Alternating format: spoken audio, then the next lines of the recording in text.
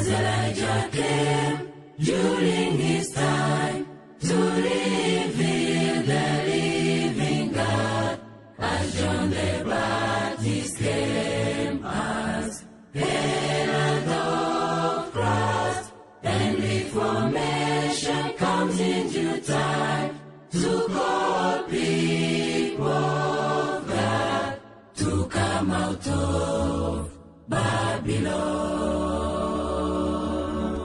May the peace and love from above abide with you, dear brothers and sisters. This is the Voice of Reformation. You are with your brother Alex. Let us pray before starting the lesson of today. Our dear merciful Father, we come again in your presence, praising your name for your daily protection and guidance and the bread of life you gave us every day. Your name will be glorified. We are going to learn your word related to our health. Be with us and send us your spirit to put into practice what we are going to learn. In Jesus' mighty name we do ask it. Amen. I saw another angel coming from heaven with a great power. I saw another angel coming. The topic of today is healthy vegetarian diet for a pregnant woman. As we read in the Bible, in Genesis chapter 1 verse 22, 28, even Genesis chapter 9 verse 1, it is a law of God that people should multiply and grow to all corners of the earth.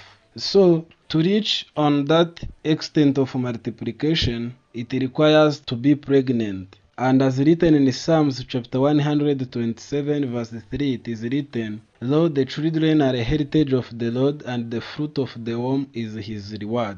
For the mother who had been rewarded by God to get the fruit of the womb, there are special diet they have to eat, to take, so that they may conserve or preserve the fruit of their womb to be in healthy condition. Not only there's a fruit or there's fetus, but also to the pregnant woman herself.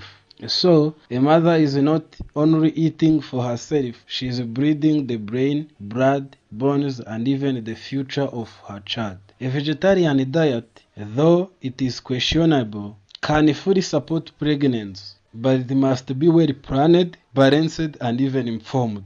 According to the professional dietetic authorities, well-planned vegan or a lacto-vegetarian or even a lacto-ovo-vegetarian diets are appropriate for all stages of life, including pregnancy and lactation. However, a pregnant vegetarians are more vulnerable to nutritional imbalance if the diet is careless. That is why the vegetarian diet should be studied, should be well planned, and even well performed or practiced.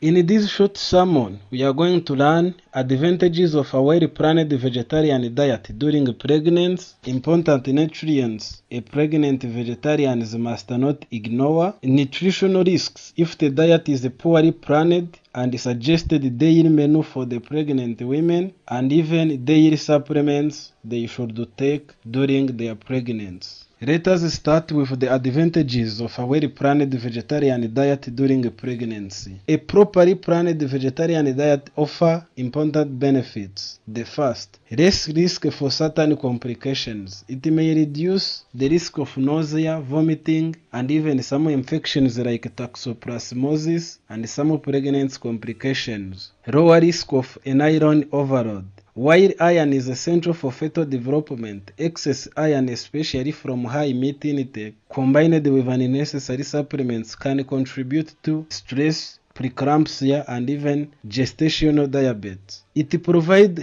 healthy omega-3 balance. It not only benefits a mother, there are also benefits for the child, like lower risk of hypertension and less risk for certain diseases later in life when maternal nutrition is balanced. On the second subtopic, there are important nutrients pregnant vegetarians must not ignore. The first one is proteins. During pregnancy, protein needs increases about 30%. So, a good plant proteins combinations should be increased during pregnancy, like legumes and cereals, nuts and seeds, plus whole grains, vegetables and legumes. Combining these plant proteins within a day improves amino acid balance. Adequate calorie intake is essential. Without enough calories, protein cannot be properly used for fetal growth. The second one, iron. Contrary to common belief, meat is not only the source of iron. Many plant foods contain iron, like beans, peas, chickpeas, lentils,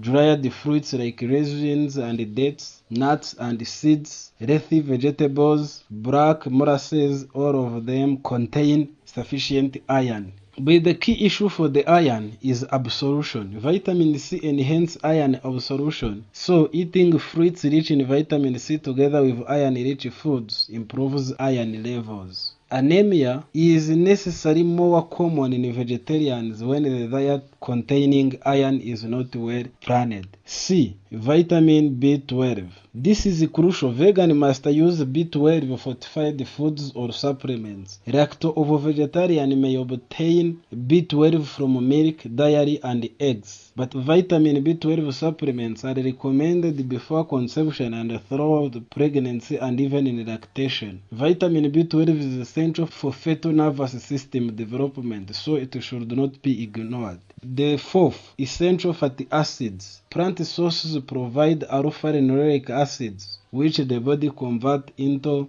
fatty acids needed, and sources included some seeds like flax seeds, soy products, walnuts, and other seeds or grains. However, excess trans fats and imbalance of omega-6 to omega-3 can interfere with proper conversion. Processed vegetarian foods can be harmful if they are high in fats. Another nutrient is iodine. Pregnant vegetarians who do not consume fish or iodized fats are more susceptible to the iron deficiency. So a daily supplement around 200 micrograms is often recommended during pregnancy and lactation. Iodine is essential for thyroid function and brain development of the body. Number 6. Folate. The leafy vegetables and legumes are rich in folate. However, folic acid supplementation is recommended, and folic acid, it is a vitamin B9 for at least 3 months before conception through the first trimester to prevent neural tube defects. The last one is calcium. Pregnancy increase calcium absorption efficiency. A well-planned vegetarian diet can meet calcium needs through plant sources and dairy if consumed. There are nutritional risks if the diet is poorly planned. A vegetarian diet can become unhealthy if it is low in omega-3, high in trans fats, high in refined sugar, high in saturated fats, and high in salt. So these can cause some risks if you plan your diet poorly. The fourth,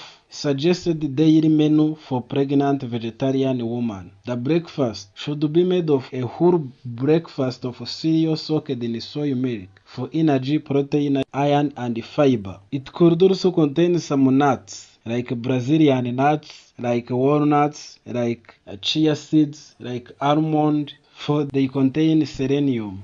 1 or 2 portions of fresh fruits also are recommended for breakfast for vitamins, antioxidants, and even fiber. For lunch, a cooked or grilled green vegetables like spinach, broccoli, asparagus, they have folate and other minerals. 1 portion of beans or peas with olive oil and lemon, as they contain protein, iron, folate, and even fiber. 6 walnuts or a soybean-based meat as an alternative are also recommended as they contain omega-3 and proteins. 2 oranges or fresh orange juice can also be used during the day, for they contain vitamin C, which improves iron absorption. A dinner for at least 2 hours before bed. It should contain raw vegetables, salad with flaxseed or chia oil, 1 bowl of whole rice with tofu or soy meat, or a well-cooked egg. Can be used, but can be used in moderation during the evening as they have many fats. 1 avocado with toasted whole grain bread also can be used during dinner, but for at least 2 hours before bed. Before conclusion, there are also healthy snacks options like whole grain toasted with sesame paste and molasses, calcium fortified soy milk, apples, carrots, and handful of almond, pistachios, whole wheat biscuit, all can be used instead of these popular snacks which are poorly prepared. Also, there are toast with 6 dried plums and figs or dates, 1 banana. These snacks can help to prevent nausea, weakness, and blood sugar drops during the pregnancy. For the last, there are daily supplements a vegetarian pregnant woman should use. Even with a good diet, these supplements are essential. Folic acid or vitamin B9, 400 micrograms daily are needed until the end of the 3rd month. Vitamin B12, 100 micrograms daily or 2000 micrograms weekly are needed throughout pregnancy and lactation. Iodine, 200 micrograms daily also are needed.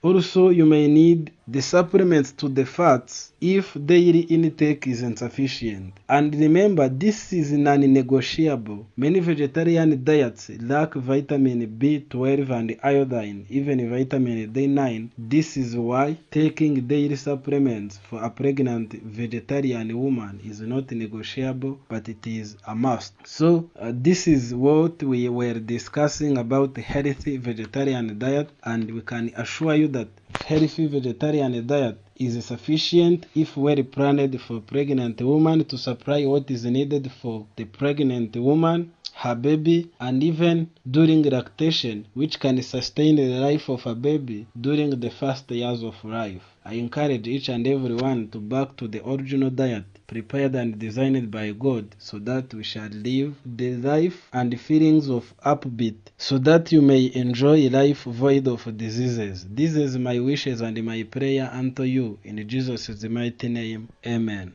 As Elijah came during his time to reveal the living God, as John the Baptist came as herald of Christ, and reformation comes in due time to call people of God to come out of Babylon.